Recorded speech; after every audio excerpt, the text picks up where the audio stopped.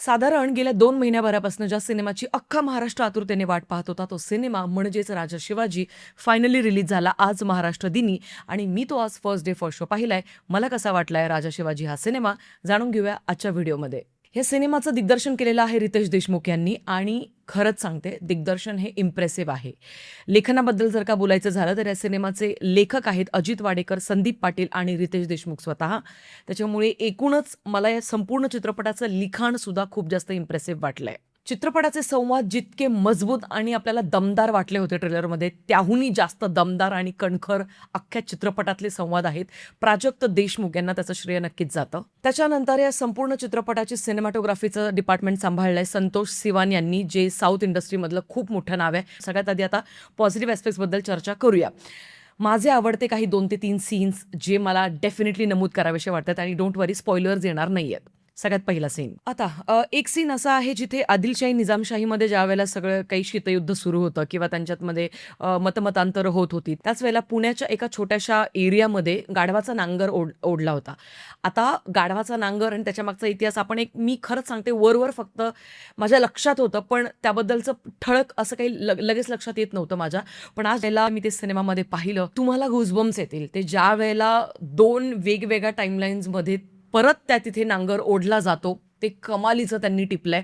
आणि त्याच वेळेला ज्या वेळेला बालरूपातले शिवराय तिथे जातात गाढवाचा नांगर ओढून झाल्यानंतर काही काळानंतर, त्यावेळेला कशा पद्धतीने ते एक इमॅजिनेशनच्या झोनमध्ये आपल्याला नेतात दिग्दर्शक स्वतः, की शिवरायांना ॲक्च्युली ते सगळं काही त्यांच्या आजूबाजूला होताना दिसतंय. आणि ती एक स्ट्रॅटेजी आपण बऱ्याच सगळ्या वेगवेगळ्या सिनेमांमध्ये पाहत आलो. उदाहरण द्यायचं झालं तर बऱ्याच सगळ्या सस्पेन्स क्राईम मिस्ट्री थ्रिलर या जॉनरातल्या फिल्म्समध्ये आपण असं बघतो, एखादा पोलीस ऑफिसर कुठेतरी जातो जिथे काहीतरी घटना घडलेली असते. मग तो तिथे गेल्यानंतर शांत बसतो आणि इमॅजिन करण्याचा प्रयत्न करतो की इथे चोरांनी चोरी कशा पद्धतीने केली असेल, इथे हा जो काही मर्डर झालाय तर हा कशा पद्धतीने झाला असेल, ते कुठून आले असतील, कशा पद्धतीने त्यांनी सगळं केलं असेल. तर हे व्हिज्युअलायझेशनची जी ताकद आहे, तर त्यातनं एक नवीन पर्स्पेक्टिव्ह देत आपल्याला सेम इन्सिडन्स परत एकदा दाखवला जातो, पण नवीन चष्म्यातनं, जो तो व्यक्ती तिथे आलेला असतो त्याच्या डोळ्यातनं. आणि इथे आपल्याला ते शिवरायांच्या चष्म्यातनं दाखवण्याचा प्रयत्न केला जातो. ते खूपच सुंदर त्यांनी टिपलेलं आहे, कमाल. दुसरा सगळ्यात स्पेशल सीन अफजल खानाला ज्या वेळेला महाराज फाडतात त्यावेळेला, म्हणजे तो सीन तुम्हाला गुजबम्स देतो, तुम्हाला एक महाराजांचं रौद्र रूप दाखवतो आणि ते गरजेचं होतं. ते दाखवणं तशा पद्धतीने तो हाईप क्रिएट करणं गरजेचं होतं. ओके, आता तिसरा एक स्पेशल सीन आहे, हे फार महत्त्वाचं आहे. ज्यावेळेला 2 पक्षांमध्ये संभाषणं सुरू आहेत, म्हणजे पत्रव्यवहार सुरू आहे, तर त्यावेळेला ऑब्व्हियसली ते दोघे एकमेकांच्या समोर नाही आहेत, पण ज्या पद्धतीने कॅमेरा 360 डिग्रीमध्ये मूव्ह होतोय आणि बॅक टू बॅक रिप्लाय जे दोन्ही गट एकमेकांना देत आहेत, ते ज्या पद्धतीने त्यांनी दाखवलंय एकदम शॉर्ट टाईम स्पॅनमध्ये, ते अत्यंत ब्रिलियंट सिनेमॅटोग्राफी, डिरेक्शन आणि रायटिंगचं उदाहरण आहे. त्यानंतरचा पुढचा एक पॉझिटिव्ह पॉईंट, महाराजांचे सिनेमे आतापर्यंत जेवढे बनवलेले आहेत, पूर्वीपासून आतापर्यंतचे सगळे उकरून काढा. महाराजांच्या वाघनखांचा उल्लेख फार काही ठिकाणी प्रत्येक लढाईमध्ये असं काही आवर्जून नाही दाखवला जात आणि ती गोष्ट मला इथे खूप जास्त आवडली.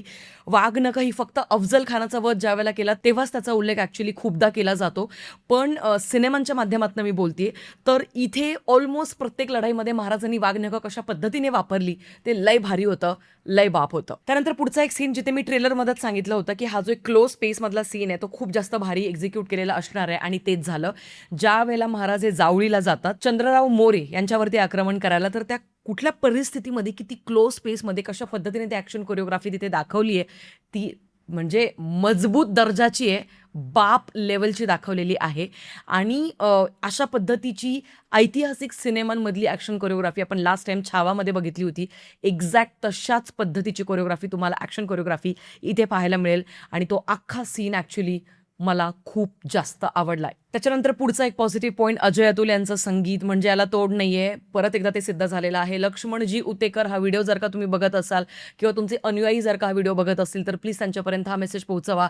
इथून पुढचे जेही तुम्ही ऐतिहासिक सिनेमे बनवाल, प्लीज प्लीज प्लीज फक्त आणि फक्त अजय अतुल, विषय संपला. छत्रपती अँथम आणि जय शिवराय आणि अख्ख्या चित्रपटात वाजवलं जाणारं BGM हे इतकं बाप लेवलचं आहे, हे इतक्या सुंदररित्या त्यांनी रचलेलं आहे की तुम्हाला प्रत्येक 5 ते 6 मिनिटांनी गुजबम्स येतात, प्रत्येक 5 ते 6 मिनिटांनी.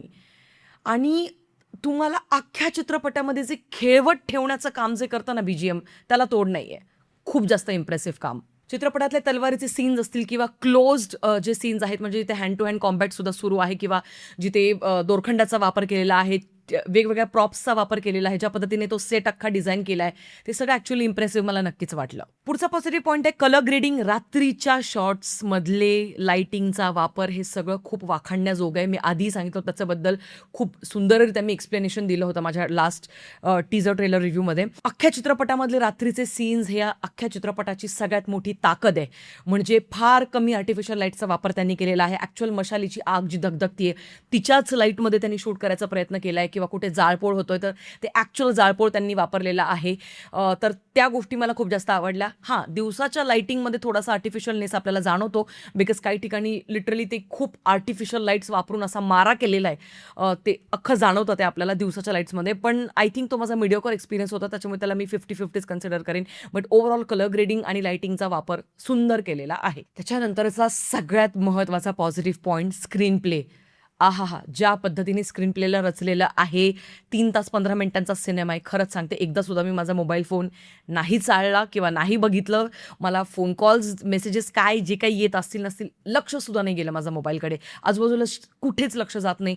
शेवटपर्यंत तुम्ही चित्रपटाशी अगदी तुमची नजर अशी तशीच राहते खेळून ठेवलेली. आणि याचं संपूर्ण श्रेय जातं एडिटरला. ज्या पद्धतीने स्क्रीन प्ले इतका कट टू कट फास्ट पेस केलेला आहे, म्हणजे हे डायरेक्ट सांगते, अशा प्रकारचं मजबूत काम एडिटिंगमध्ये आणि स्क्रीन प्लेच्या संरचनेमध्ये आपण इथून मागे मराठीत पाहिलेलं नाही आहे आणि कितीतरी बॉलिवूडच्या सिनेमांमध्ये सुद्धा नाही. पुढचा पॉझिटिव्ह पॉईंट आहे या चित्रपटाचा जो स्क्रीन प्ले आहे त्यांनी चॅप्टर वाईज डिस्ट्रीब्यूट केलेला आहे आणि ती सगळ्यात मोठी स्ट्रॅटेजी होती जी मला खूप जास्त आवडली. पुढचा पॉझिटिव्ह पॉईंट आहे चित्रपटात कुठेच बालिशपणा दाखवलेला नाही आहे. जाणून बुजून तेल तेरे बाप का, ये उसके बाप का प्रकारचे बालिश डायलॉग्स नाही आहे. कॉमेडी करण्याचा प्रयत्न केलेला नाही आहे.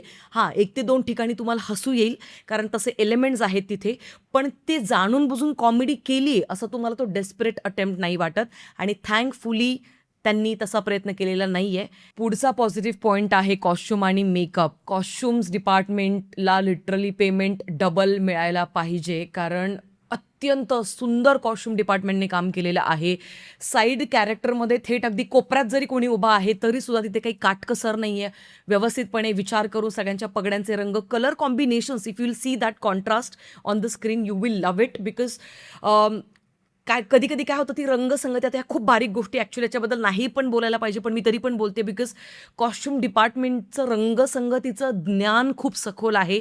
ते आपल्याला कळतं चित्रपट बघत असताना. म्हणजे कुठल्या गोष्टीला कॉन्ट्रास्ट, हा एक कलरच घातलेला, सदरा घातलेलाच माणूस इथे उभा पाहिजे, तर हे समजणं फार महत्त्वाचं असतं, जेणेकरून आपल्या डोळ्यात ते रंग असे बोचत नाही डायरेक्ट. आणि इथे खूप सुंदर काम ते आपल्याला पाहायला मिळतं. आणि आता शेवटचा पॉझिटिव्ह पॉईंट, आणि तो पॉझिटिव्ह पॉईंट ज्याची तुम्ही सगळेजण आतुरतेने वाट बघताय, कास्टिंगबद्दल बोलूया.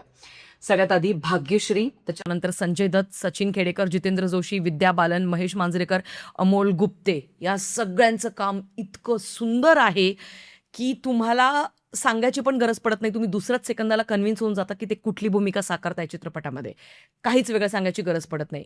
आणि इवन भाग्यश्रीसुद्धा ज्या पद्धतीने मराठीचे उच्चारण आहे, ज्या पद्धतीने डोळ्यांचे हावभाव आहेत, ज्या पद्धतीने भले काही डायलॉग्स नाही, आता फक्त क्लोज फ्रेम लागली आहे, पण तरीसुद्धा मा जिजाऊंची भूमिका ज्या पद्धतीने साकारली आहे, सुंदर. आणि आता रितेशबद्दल बोलूया. तर खरंच सांगते, रितेश देशमुख यांच्याबद्दल मी 50-50 होते, तळ्यात मळ्यात होते. मी माझ्या टीजर रिव्ह्यूमध्ये ही गोष्ट मांडली होती, ट्रेलर रिव्ह्यूमध्ये पण मांडली होती, आणि आता मी फायनली माझं मत सांगते.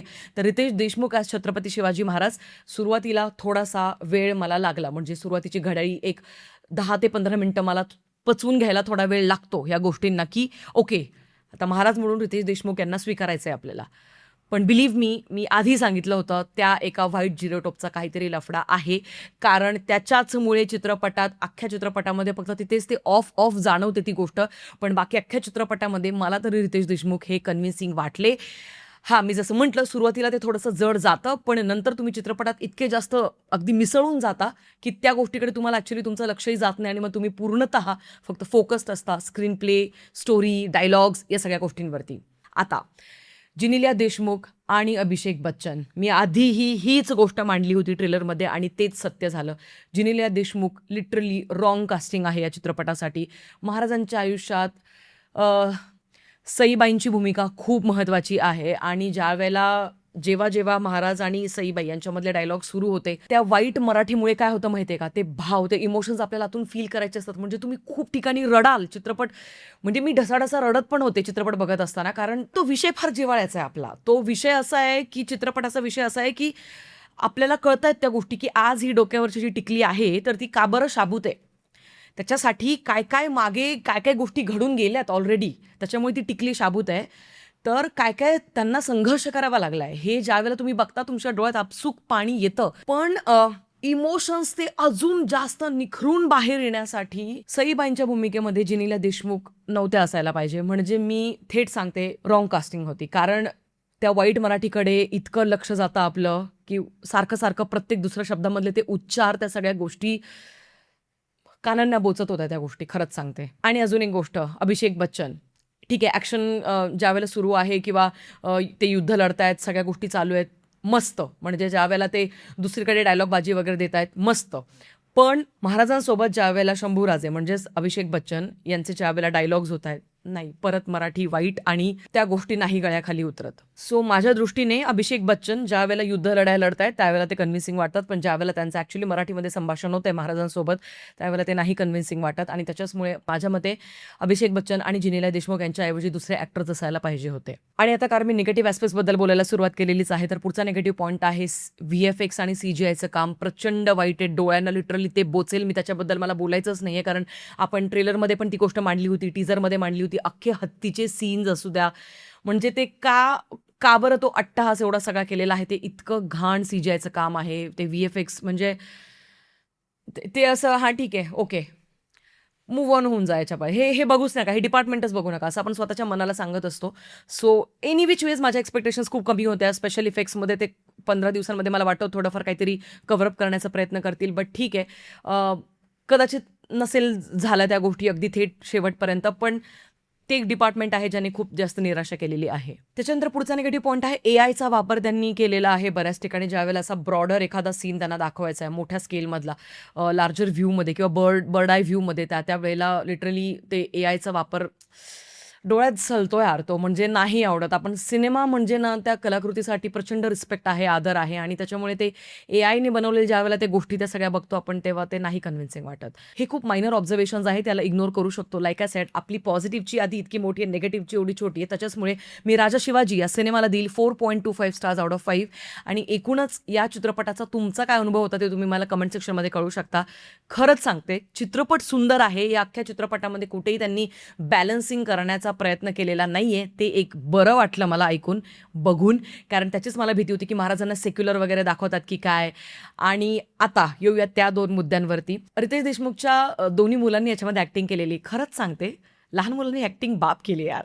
म्हणजे आवडली मला त्यांची ॲक्टिंग, कन्व्हिन्सिंग होती. कोणीच म्हणणार नाही की पहिला चित्रपट आहे दोघांचा. खूप निरागसता होती त्यांच्या चेहऱ्यावरती.